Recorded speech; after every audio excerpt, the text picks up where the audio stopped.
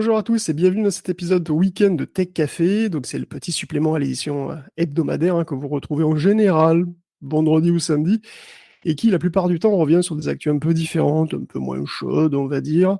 Parfois on se permet même de s'attarder un peu plus sur certains sujets plus en longueur et c'est aussi l'occasion parfois de s'offrir de temps en temps de belles interviews. Et j'ai le grand plaisir d'accueillir aujourd'hui Sébastien Garcin qui est cofondateur de la startup Wiser. Donc bonjour Sébastien, comment ça va? Bonjour, ça va super bien. On va passer une très bonne semaine. Ah bah écoute, ça c'est une super nouvelle. Nous aussi, c'était plutôt une bonne semaine. On espère que ça sera aussi un bon week-end, mais bon, voilà, ne parlons pas de ce genre de sujet, on n'est pas là pour ça. Donc Wiser, oui, Wiser qui se prononce donc Wiser comme, bon, plus sage en anglais, Ouais. mais qui s'écrit YZR, voilà. Et du coup, effectivement, je veux dire, est-ce que c'est une référence à cette Yamaha YZR M1? Est-ce qu'il y a quelqu'un qui est fan de moto comme ça parmi les deux cofondateurs ou...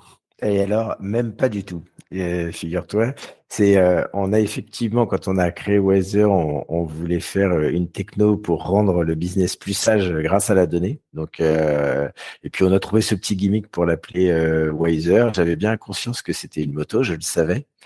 Le seul vrai problème que ça nous a posé, c'est en termes de référencement. Puisque quand les gens tapent YZR, généralement ils cherchent une moto et ils ne cherchent pas nous parce qu'on n'est encore pas très connus. Donc ça a été une bataille sans merci pour passer devant la moto sur Google. Mais on y arrive certains mois. Bon, bah écoute, parfait. Et j'espère.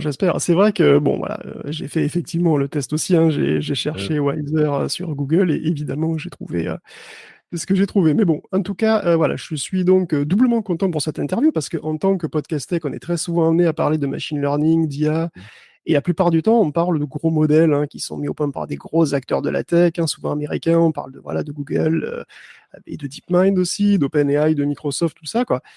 Et souvent, on parle aussi de performances techniques qui sont vraiment incroyables, mais un peu expérimentales, tu vois, avec des modèles géants, très spectaculaires, des centaines de milliards de paramètres. Tout ça, c'est impressionnant.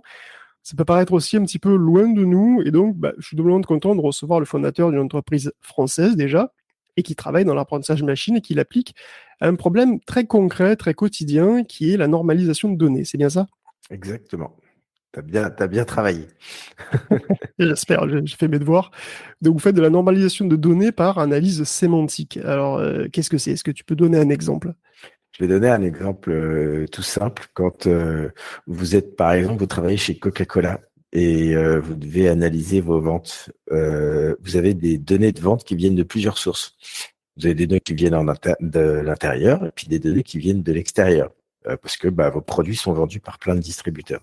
Et certains vont écrire Coca espace cola, d'autres vont écrire Coca-cola, d'autres vont encore écrire Coca. Ces trois choses-là veulent dire la même chose, c'est la même marque, Coca-Cola, et pourtant elles sont écrites avec des petites ou des plus grosses différences. Un être humain n'a aucun problème instantanément en lisant ces trois choses-là, pardon, pour comprendre que c'est le même objet, que c'est la marque Coca-Cola. Pour un ordinateur, pour un système, ces trois objets sont des objets différents. Et nous, tout ce qu'on fait, c'est on automatise le fait de standardiser ces conventions de nommage automatiquement et avec un principe d'apprentissage avec nos clients. Donc, on utilise le machine learning pour intégrer cette hétérogénéité, c'est difficile à prononcer, C'est vrai. sémantique de façon à corriger automatiquement les données avant de les intégrer dans n'importe quel système ou dans n'importe quel modèle. D'accord. Donc en fait, vous structurez des données qui sont un peu brutes de décoffrage, quoi, effectivement. Et si Exactement. on pousse les outils vraiment dans leur retranchement, jusqu'à quel point est-ce que ça peut être brut de décoffrage? Alors, ça peut aller assez loin. En fait, la plupart des données sont produites par des humains, hein, surtout les données textuelles. Elles ont toujours, à un moment donné, été saisies dans un système par un humain. Et alors, ces humains, ont beaucoup d'imagination. Donc, ils peuvent utiliser de nombreuses façons de dénommer les mêmes objets. Il y a de très nombreuses façons de décrire un radar de recul sur un véhicule, par exemple. Donc ça, bravo à l'imagination des humains. Deuxièmement, les humains sont pas toujours concentrés, donc ils peuvent faire des erreurs, des fautes de frappe, etc. Troisièmement, ils sont rarement formés au fait de respecter des conventions de nommage.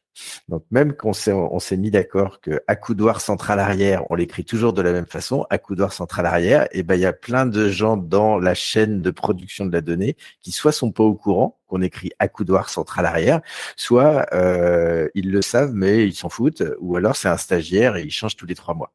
Donc tout ça, ça provoque, ça produit de l'hétérogénéité, ce qu'on appelle de l'entropie, et ça peut aller assez loin pour peu que s'il y a de nombreuses sources, ou alors s'il y a des sources sur un historique important. D'accord. D'accord. Et donc, concrètement, comment ça s'utilise, les outils de Wiser? C'est un logiciel, une interface web, qu'est-ce que c'est? Alors c'est d'abord une API.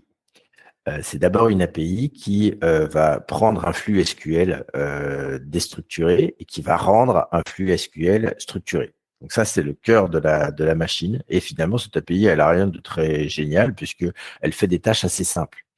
Là où il y a de la techno, c'est comment on configure cette API. Et toute la connaissance métier qu'on doit mettre dans la configuration de cette API, de savoir que Coca espace cola et Coca-cola, c'est la même chose, c'est une compétence métier. Ça paraît très trivial, mais il y a des choses un peu plus complexes. Et bien pour ça, on a besoin d'aller interroger les gens de métier. Et on a développé une interface qui permet cet apprentissage de façon ultra rapide et de la façon la plus assistée possible par l'intelligence artificielle. Donc, par exemple, un catégorie manager chez Monoprix, quand on va démarrer à structurer sa catégorie à environ 1 millier de produits dans une catégorie, on va lui demander 30 minutes de son temps à peu près. Et pendant ces 30 minutes, on va lui poser, en fait, on va vérifier nos prédictions par rapport à sa connaissance métier. On va lui demander si, par exemple, Monop et Monoprix, c'est la même chose. Pour nous, sémantiquement, on a repéré que ces deux choses-là se ressemblaient beaucoup, mais on n'en est pas sûr à 100%, on n'est jamais sûr à 100%. Donc, on va lui demander, est-ce que Monop et Monoprix, c'est la même chose? Et il va nous répondre oui, et on va pouvoir passer à autre chose. Et c'est extrêmement rapide, c'est à peu près aussi simple à utiliser que Tinder. C'est je dis oui, je dis non, je dis oui. Et le modèle apprend. Et il apprend très, très vite. Et une fois que j'ai donné ces informations, j'ai plus besoin d'y revenir. D'accord. Donc, en fait, il y a une API, donc on peut utiliser tout ça dans un autre langage si on a envie. On peut l'implémenter, je suppose, en Python ou, voilà, Absolument. ou d'autres trucs. Il y a aussi une approche, donc, vraiment no-code avec une interface qui est utilisable par n'importe qui. Par n'importe qui. D'accord. Ça, c'est vrai que c'est quand même important, évidemment, parce que bon, le machine learning, c'est toujours quelque chose qui fait, pas vraiment qui fait un peu peur, mais enfin, c'est quand même un domaine assez complexe. Et bon, c'est important que tout le monde puisse l'utiliser parce que vous allez remplacer effectivement des boulots qui sont non qualifiés, c'est-à-dire des boulots parce que ce genre de truc, en fait, c'est la plupart du temps fait par des gens, voilà, des petites mains sur Internet, ou alors ça prend du temps aux chercheurs, évidemment, mais ça ne demande pas vraiment de formation particulière. Donc, si vous remplacez des gens qui n'ont pas de formation particulière, c'est vrai que c'est très bien, effectivement, qu'il y ait une approche no-code pour que le même type pour qu'il y ait à peu près le même type de gens qui puissent le faire, quoi. Ouais.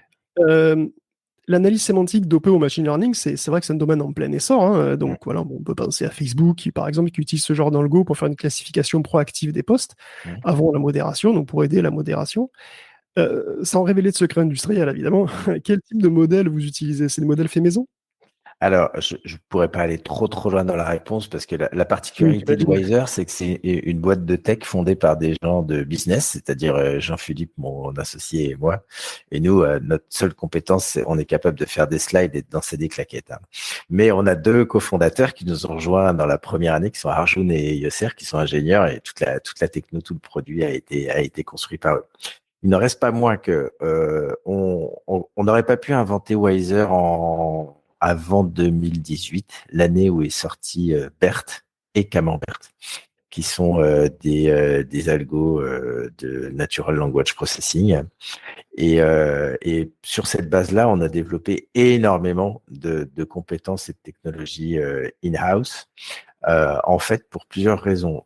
Un, en fait, les outils d'analyse sémantique c'est un peu des marteaux pour écraser des mouches pour notre sujet, parce que finalement, on résout des problèmes très, très simples. D'un strict point de vue sémantique, les problèmes qu'on résout sont très simples parce que on s'intéresse pas à la grammaire. On va juste regarder des attributs des mots, on va déterminer qu'est-ce qui est un attribut et est-ce que cet attribut ressemble à celui-ci et on calcule des distances. Donc ça, c'est assez basique. Donc les technos d'NLP qu'on utilise sont vraiment surdimensionnés par rapport à notre besoin. En revanche, notre besoin a des grandes spécificités. Il y en a un dans les use cases qu'on utilise. Ensuite, il y a tout le problème des abréviations. ABS, ça veut dire anti-blocage système, ça veut dire abus de biens sociaux, selon le contexte culturel dans lequel vous travaillez. Et donc, toute la subtilité de notre techno, c'est d'arriver, à faire de l'apprentissage en few shots, ce qu'on appelle du few shot learning, donc de pas épuiser les gens à devoir nous donner 5000 informations pour que notre modèle tourne. Il faut que les gens en 15 exemples, ça puisse suffire. Et deuxièmement, d'être capable de prendre en compte le contexte culturel dans lequel on effectue notre normalisation. Donc, à chaque fois, travailler dans des relativement faibles volumes de données, puisque chaque contexte culturel est un faible volume de données. Donc, c'est sur cette base qu'on a vraiment, on a 3 ans de R&D sur la boîte, et puis on continue, qu'on a adapté ces modèles à notre besoin très spécifique. Ouais, alors justement, c'est vrai que c'est super intéressant parce que donc tu mentionnes le few shot learning, c'est un des grands trucs dont on avait parlé lorsque GPT-3 est sorti, où on avait donc un énorme système qui était donc entraîné sur des milliards de paramètres, mais qui permettait justement, après, quand on lui donne un prompt, c'est-à-dire en gros quand on lui donne un contexte, il était capable de s'adapter à des contextes beaucoup plus spécifiques. Du coup, il y avait cette histoire de few shot learning dans le sens où effectivement, on pouvait se servir comment dire, du corpus enfin pas du corpus, mais disons de la masse de choses qu'il avait déjà enregistrées pour l'adapter rapidement en fait. Donc on avait dit que GPT-3 était un modèle qui était plutôt polyvalent quand même. Et du coup, si on se rapproche de ce truc-là, GPT-3 donc était entraîné sur un énorme corpus pour pouvoir être spécialisé comme ça à la demande. Vous, j'imagine que vous avez aussi dû donc pré-entraîner votre modèle sur un gros volume de données, sur un gros corpus. Ça ressemblerait à quoi un corpus comme Alors, ça? on n'a pas travaillé comme ça. En fait, parce que déjà, on développe une startup qui est aussi un produit qu'on vend à des clients. Et quand on fait une startup, il faut commencer à vendre son produit et dès le début. Donc, qui entraîne le modèle au début, ce sont nos clients. Donc, Monoprix a été notre premier client, c'est pour ça que j'en parle souvent. Et donc, quand on doit normaliser la catégorie papier toilette chez hygiène chez Monoprix, et entre autres, par exemple, être capable d'identifier ce qu'on appelle des attributs de valeur. Un attribut de valeur, c'est un élément de description du produit qui va expliquer son prix. Un attribut de valeur clé dans la catégorie papier toilette, c'est triple épaisseur. Il n'existe aucun modèle dans le monde qui a cette information. Elle est ultra, ultra, ultra spécifique. Donc, tout l'enjeu, c'est de très rapidement que la personne en charge de ce travail chez Monoprix, en fait, qui, avec ses yeux, repère à triple épaisseur dans les descriptifs de produits, parce que c'est écrit de plein de façons différentes. Hein. C'est écrit triple ép, 3 ép, super épais, etc. Avant Wiser, il l'identifie à la main, copier-coller, il le met dans la bonne colonne. Là, on va juste lui demander de nous donner 10 exemples. Donc, on part de 0. On va lui demander de nous donner une dizaine d'exemples et à partir de ces 10 exemples, on va être capable de prédire tous les autres attributs qui ressemblent à triple épaisseur. En revanche, le client d'après, dans le même secteur, il va finalement partir de ce pré-entraînement qui a été fait par notre client zéro. Et très vite, on crée finalement une collaboration entre les clients qui travaillent dans le même. Alors, je ne parle pas de secteur, c'est le même contexte culturel, de façon à ce que chaque learning de chaque client favorise le learning pour les autres clients.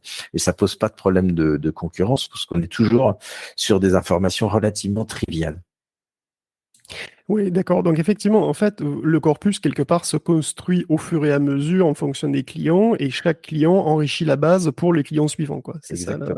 Exactement. C'est personnalisé et ça contribue en fait à donc chaque instance en fait est personnalisée, mais ça contribue à l'intelligence du modèle général, j'allais dire. Tout à fait.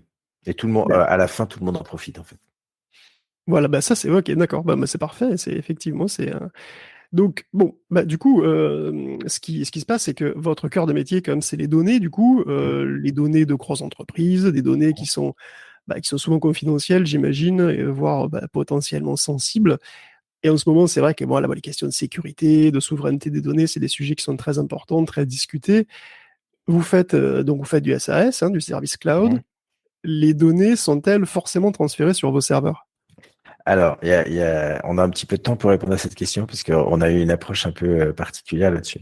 Alors moi, la confidentialité des données, c'était un sujet sur lequel j'étais très sensibilisé parce qu'avant de monter Wiser, j'étais Chief Data Officer de L'Oréal et entre autres, j'ai implémenté la RGPD pour L'Oréal.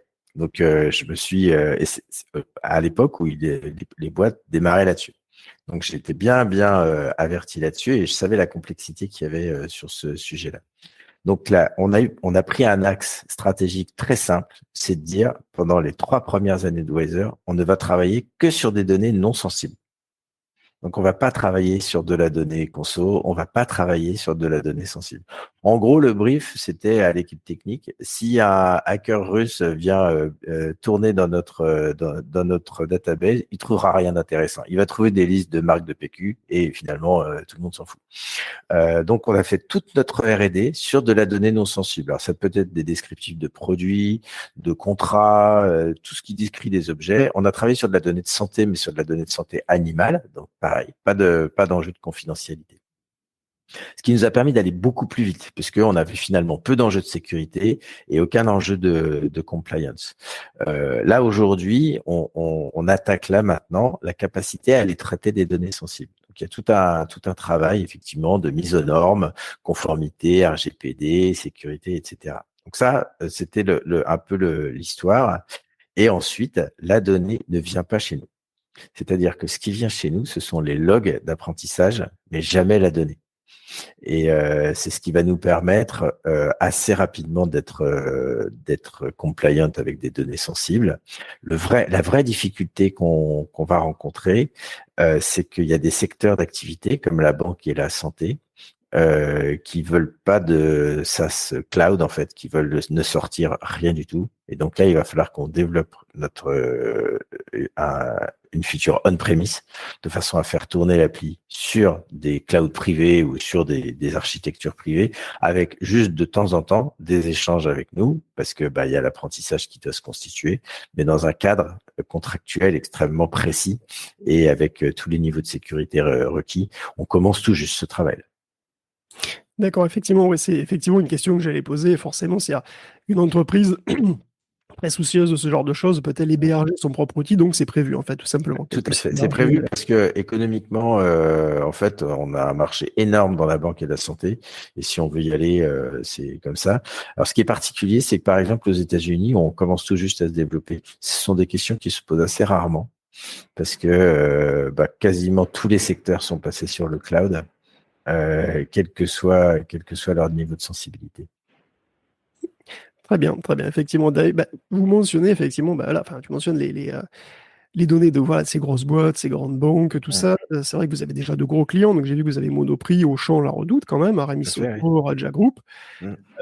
Bon, j'imagine aussi que des plus petites entreprises peuvent profiter des services. Alors, sans donner forcément la grille tarifaire, j'imagine que vous avez une gamme de tarifs assez large pour les petits aussi, ou voire pour les laboratoires de recherche, les universités, faire du pro bono, ce genre de choses. Alors, sur les tarifs, honnêtement, sur les tarifs, on est encore en R&D on fait de la R&D sur plein de trucs, hein, et sur les tarifs aussi. L'un de nos plus petits clients est le client qui nous consomme le plus de bandes passantes parce que c'est celui qui a les plus gros volumes de données. Donc, il n'y a pas nécessairement de corrélation entre la taille du client et le volume des données. Donc, ce qui est une complexité parce que quel est le critère? Aujourd'hui, on a une tarification au volume et au use case, et puis on l'adapte en fonction de nos clients. C'est pas super précis. On démarre très simplement autour de 1 500 €. Hein, c'est vraiment l'access price par mois. Et après, ça peut monter assez vite en fonction du volume et du use case. Mais on travaille pour des clients pour qui le use case est très simple, sur lequel il y a pas énormément de volume, et c'est autour de 1 500, 2 000 € par mois. Oui, c'est sûr que vous devez quand même entretenir une infrastructure cloud avec de l'inférence et de l'entraînement en permanence. Enfin, je suppose que vous avez des serveurs qui doivent être quand même un petit peu costauds à gérer. On avait jusqu'il y a peu un gros ticket de gratuité chez AWS. On est sur AWS et il vient de se terminer. Donc là, on commence à payer nos frais. On commence à payer nos frais d'infrastructure et on s'y attendait. Hein, c'était anticipé, hein, mais ça coûte de l'argent, ça c'est sûr. Ouais, bah oui, j'imagine. Est-ce que vous avez besoin d'instances spéciales avec des accélérateurs spéciaux? Vous prenez des options Tesla et compagnie? Alors, je saurais pas répondre en détail là-dessus. Une chose est sûre, c'est que aujourd'hui, on était très à l'aise pour traiter des fichiers jusqu'à 1 million, et que là, on a un saut à faire pour passer du million à 10 millions, qu'on est en train de faire, qui a réclamé de faire pas mal de changements, pas mal d'optimisation dans nos processus. Pareil, c'était très très anticipé, et une bonne partie de l'équipe est là-dessus en ce moment. Ok, non, c'est hyper intéressant. Alors c'est vrai que financièrement, d'ailleurs, bah, Wiser vient de loin, hein. Vous vous êtes lancé en Hum, pleine crise Covid. hum, Aujourd'hui, bon, vous avez fait plusieurs belles levées de fonds, vous ouais, exportez à l'international aux États-Unis, donc félicitations, c'est quand même vraiment très cool. Et du coup, évidemment, dès qu'on dit ça, on pense immédiatement que là-bas, il y a quand même des acteurs, des gros poids lourds, mastoc, du hum, machine learning, du big data, tout ça. On pense immédiatement à Azure et à Google qui sont vraiment actifs comme ça aussi, qui hum. proposent des services qui, pas forcément qui sont analogues, mais bon, quand même, voilà, ils sont des services cloud très importants. Est-ce que vous avez, qui sont vos concurrents directs d'après vous, chez Wiser? Est-ce que vous en avez et qui sont-ils? Alors, si quelqu'un qui nous entend connaît un concurrent direct, please, faites-le savoir, parce que ça nous aiderait. Très honnêtement, et ça fait quand même longtemps qu'on est sur le sujet. On trouve des gens qui parlent de normalisation, qui parlent de structuration de données. Il y a des bouts de ce qu'on fait qu'on retrouve ici ou là. On n'a aujourd'hui aucun spécialiste du sujet qui fait que ça. Nous, ça c'est notre positionnement, qui est de dire que on a 3 features, on fait que ces 3 features. Notre enjeu, notre ambition, c'est d'être capable de le faire mieux que tout le monde, et quel que soit le contexte et quel que soit le use case. Et ça, pour l'instant, on n'a personne là-dessus. Les gens qu'on connaît, qui sont les plus proches de ce qu'on fait, c'est Palantir. Donc, c'est pas un petit Palantir, morceau. ah ouais, ça Ouais. j'aurais pas cru, parce que Palantir, c'est cette boîte qui travaille avec la police et les services des frontières américains, c'est ça? Entre autres, mais ils font aussi de la normalisation de catalogues de données pour Airbus. Il faut savoir qu'il y a 1 milliard de pièces dans un avion de ligne à peu près.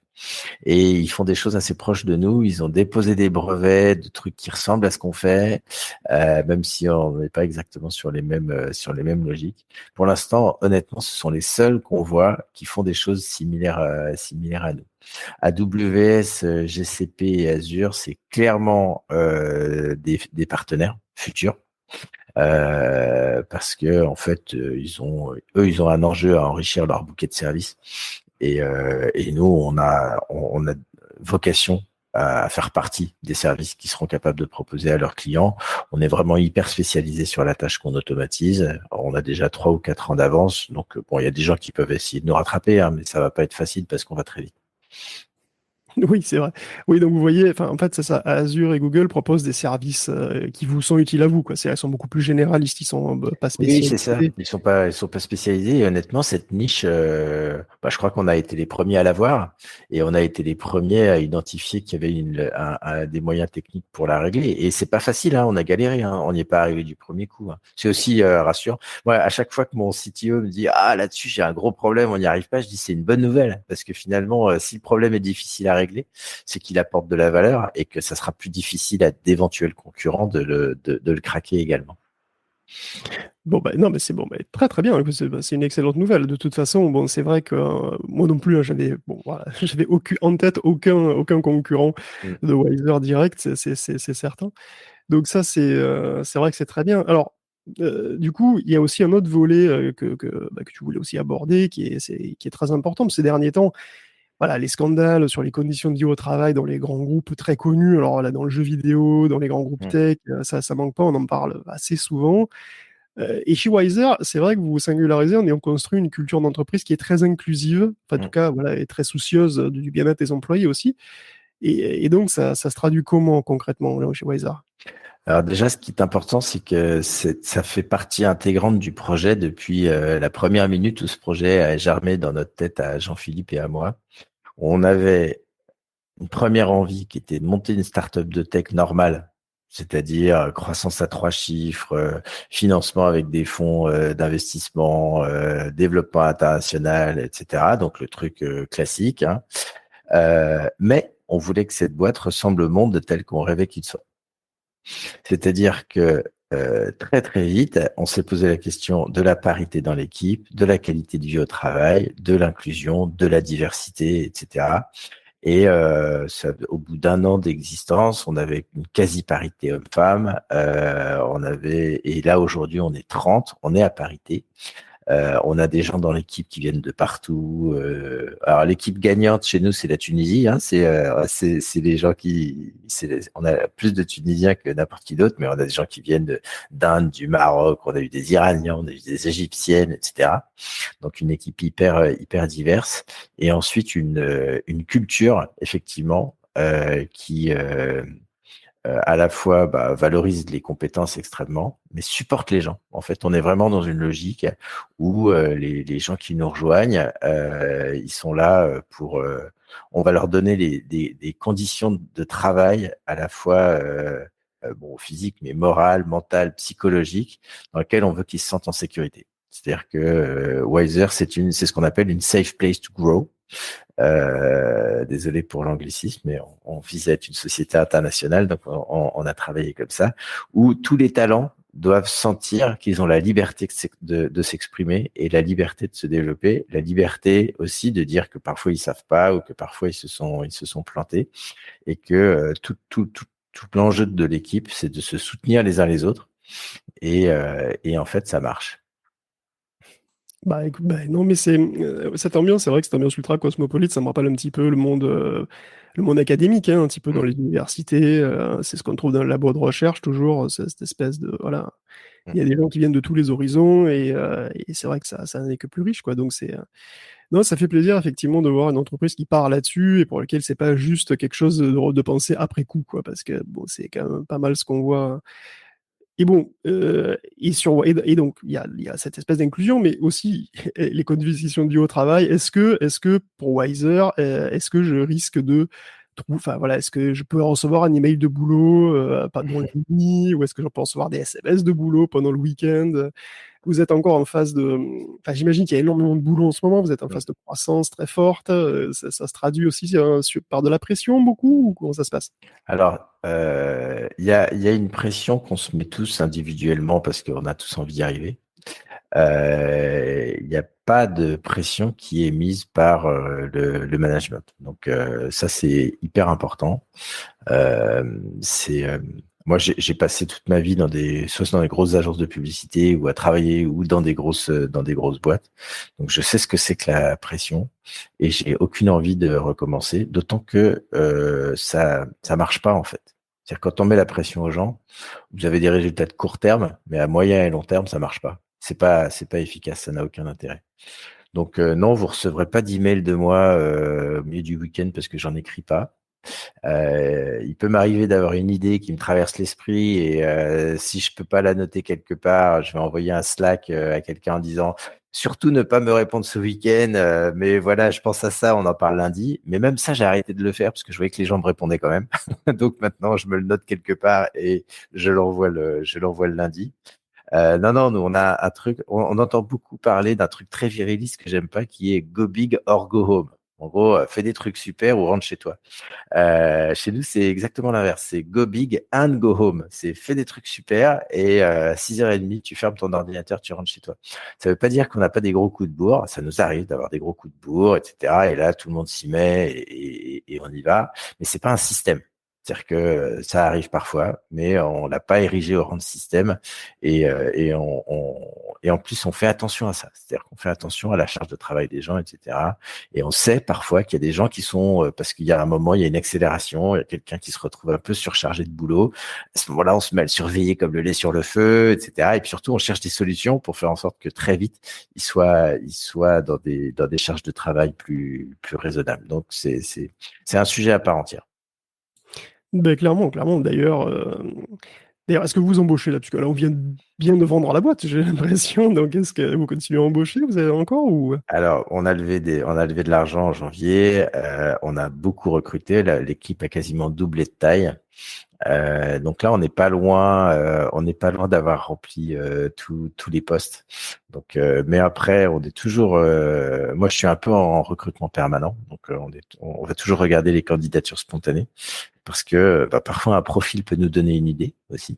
On peut rencontrer quelqu'un. Moi, généralement, quand je croise des gens, bon, je suis en recrutement permanent. Quand je croise des gens, je peux pas m'empêcher de me dire, si cette personne rejoignait l'équipe, est-ce qu'elle pourrait nous apporter quelque chose? Est-ce qu'elle pourrait se développer, etc. Donc ça, moi, même quand je bois un coup avec des potes et que je croise quelqu'un que je connais pas, j'ai toujours ça derrière ma tête.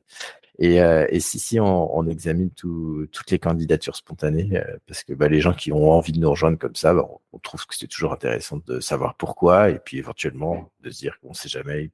Puis il peut y avoir des départs, il y a toujours des opportunités dans des boîtes comme les nôtres.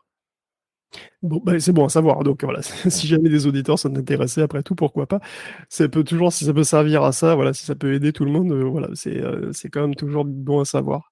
Mais, Aujourd'hui, l'équipe la plus féminine de la boîte, c'est l'équipe technique, paradoxalement.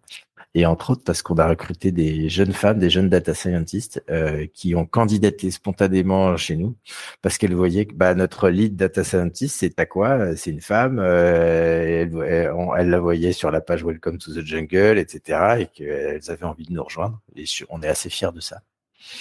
non, mais vous pouvez. C'est vrai que, bon, on va dire, il y a des boîtes dans lesquelles c'est pas vraiment le cas. Malheureusement, on en parle trop souvent dans les épisodes, donc je comprends effectivement que ça puisse être attractif et que ça puisse même constituer un critère en fait de Et choix c'est le cas. quand on choisit une boîte. C'est évident qu'on choisit une boîte dans laquelle on espère en tout cas se sentir bien, ça c'est clair. Wiser, donc c'est quand même une entreprise des technologies, de technologies de machine learning. Donc c'est quand même un secteur comme ça, l'intelligence artificielle, qui évolue très très vite en ce moment. On a des news, des nouveaux modèles, des nouveaux trucs toutes les semaines quasiment. Alors j'imagine effectivement, bon voilà, Wiser développe toujours ses outils. Qu'est-ce que Wiser ne peut pas encore faire, mais que vous espérez faire dans un futur proche? Comment est-ce que vous voulez développer l'outil comme ça? Alors, nos enjeux aujourd'hui, c'est les très gros volumes de données. Donc ça, on n'est pas, voilà, enfin ça fait partie de notre roadmap techno, être capable de traiter des très très gros volumes de données. Donc ça, c'est un premier point. Deuxième point, on est très bon sur du texte court. On a encore des progrès à faire sur des textes longs. En fait, dès qu'il y a beaucoup de grammaire, on devient moins bon. Donc ça, on a pas mal d'enjeux. Sachant que nous, la grammaire, on s'en fout, puisqu'on cherche pas à faire de l'analyse de sentiments ou quoi, mais du coup, c'est du bruit. Tous les signifiants grammaticaux dans une phrase, c'est du bruit. Il faut qu'on apprenne à supprimer le bruit pour aller chercher que les attributs qui ont du sens pour nous. Donc là, on a pas mal de travail à faire là-dessus. Et puis ensuite, il y a le sujet que j'abordais tout à l'heure, l'enjeu des données personnelles. Pour l'instant, on y a très peu travaillé. On a travaillé sur des petits corpus de tests. On a eu déjà des bons résultats, mais c'est vraiment le tout début. On a un gros enjeu de déduplication des données personnelles, par exemple, qui est l'un des premiers sujets des banques. Et ça, va falloir qu'on apprenne à le faire. On a déjà des bons résultats, mais il va falloir qu'on le scale et que ça devienne industriel et solide. D'accord. Donc en fait, vous voulez développer le modèle aussi pour qu'il comprenne mieux, comme un petit peu tous les modèles de machine learning dans le langage. C'est vrai que voilà, il faut essayer d'avoir une meilleure compréhension, ne serait-ce que pour mieux filtrer, quoi, en fait, tout simplement. Exactement, tout à fait. Et donc, ouais, je vois effectivement, et puis évidemment, les données, forcément des données plus sensibles. C'est vrai que du coup, Wiser, voilà, comme je disais, Wiser, c'est une illustration vraiment très concrète de tâches très barbantes, très courantes, qui peuvent être en charge du coup être en charge ou allégées, on va dire, plutôt par les algorithmes, ce qui est quand même vraiment important, parce que ça prend énormément de temps forcément de faire ça à la main, ça bouffe du temps aux chercheurs qui pourraient faire des trucs plus intéressants, on imagine bien, des chercheurs ou évidemment des gens en entreprise.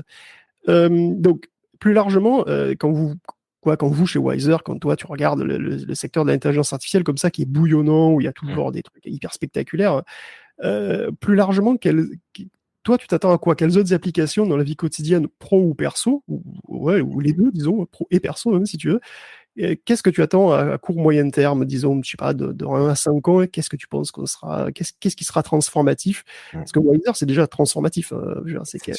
Pour les gens qui font ce genre de boulot, c'est complètement transformatif. Donc, est-ce qu'il y a d'autres choses comme ça que tu attends, une petite liste au Père Noël? Tout en haut de la liste, je mettrais que j'aimerais bien des services qui servent à quelque chose, en fait.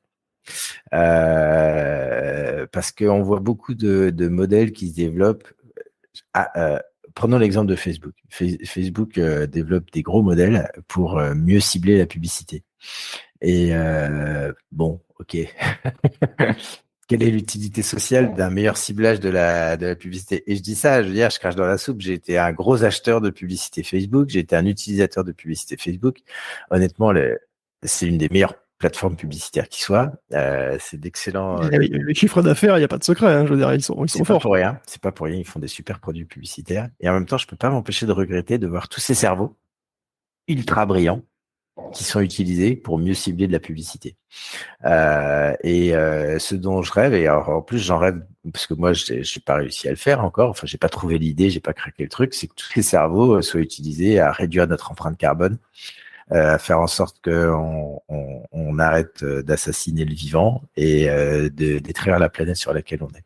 Et ça, aujourd'hui, je regrette qu'il y ait une priorisation et c'est normal. Et en plus, à nouveau, je crache dans la soupe puisque je suis dans ce système-là, mais c'est parce que collectivement, on n'a pas encore réussi à trouver l'équation économique dans laquelle des cerveaux très brillants qui travaillent sur des modèles auraient plus intérêt à travailler sur des modèles qui permettent de réduire notre empreinte carbone qu'à travailler sur des modèles qui permettent de mieux cibler les publicités.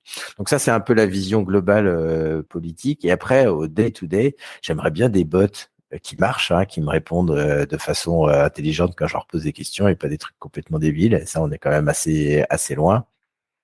Et ouais, j'aimerais bien des services un peu plus intelligents et surtout qui sont utiles et qui servent à quelque chose. Donc ça, pour l'instant, on les voit pas très souvent. Ça met du temps. Oui, ouais, bah c'est vrai. Bah, je suis. Alors, évidemment, hein, on est à faux d'accord sur tes cafés. Souvent, c'est vrai qu'on parle on parle beaucoup d'innovations technologiques, mais qui sont quand même beaucoup dans la frivolité, quoi, quelque part. D'ailleurs, même au-delà du machine learning, hein, je veux dire, il y a énormément de moyens qui sont mis donc des services qui sont cool et fun au demeurant, mais bon, est-ce que ça vaut le coup?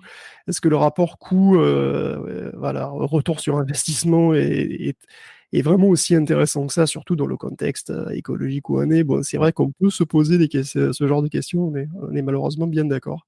Et donc, ouais, donc toi, c'est des chatbots. Tu voudrais des chatbots, des vrais chatbots, en fait, des Ah chatbots. ouais, c'est ça. C'est parce que il n'y a rien de plus pénible que d'échanger avec des services et on est entouré de services aujourd'hui dont certains sont très très utiles.